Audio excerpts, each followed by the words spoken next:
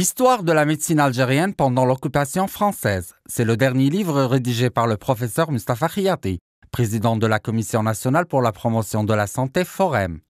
Khiyati, lors de la présentation de son ouvrage au cours d'une conférence devant des membres de l'Association populaire pour l'amitié algéro-française à Lyon, a tenu à souligner le regard négatif de l'occupant sur les véritables performances de la médecine algérienne.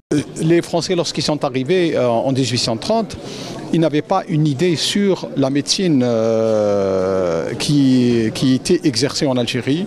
Ils pensaient qu'il n'y avait pas de médecine. Ils parlaient de désert sanitaire. Ils ont tout nié. Mais certains médecins, par la suite, après quelques années, se sont aperçus qu'il y avait en fait une médecine naturaliste. Khiyati a expliqué que ce regard morose n'a changé que lorsque le colonisateur s'est référé à la médecine algérienne dans le traitement de nombreuses maladies. Et les médecins algériens étaient très forts en orthopédie.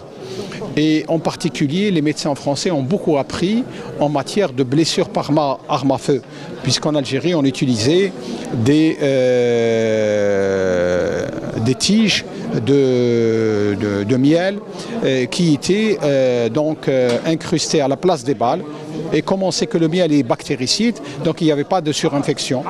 Jusqu'à présent, le niveau des médecins algériens connaît toujours un succès, puisqu'à l'heure actuelle, 15 000 médecins algériens exercent leurs fonctions dans divers hôpitaux en France. Comme la France a besoin de l'Algérie, l'Algérie a besoin de la France parce qu'il y a ce terroir qui est commun, on partage la même eau qui s'appelle la Méditerranée. Donc on a cet échange et on doit faire ces échanges, pas seulement sur le plan commercial, mais sur le plan science. Parce que si les médecins algériens en France font un jour grève, il y aura beaucoup de décès dans les hôpitaux. Ces témoignages démontrent une fois de plus que l'idée basée sur les bienfaits de la colonisation que prêche encore l'État français est fausse, puisque les pays et les peuples colonisés ont beaucoup contribué au développement de la France.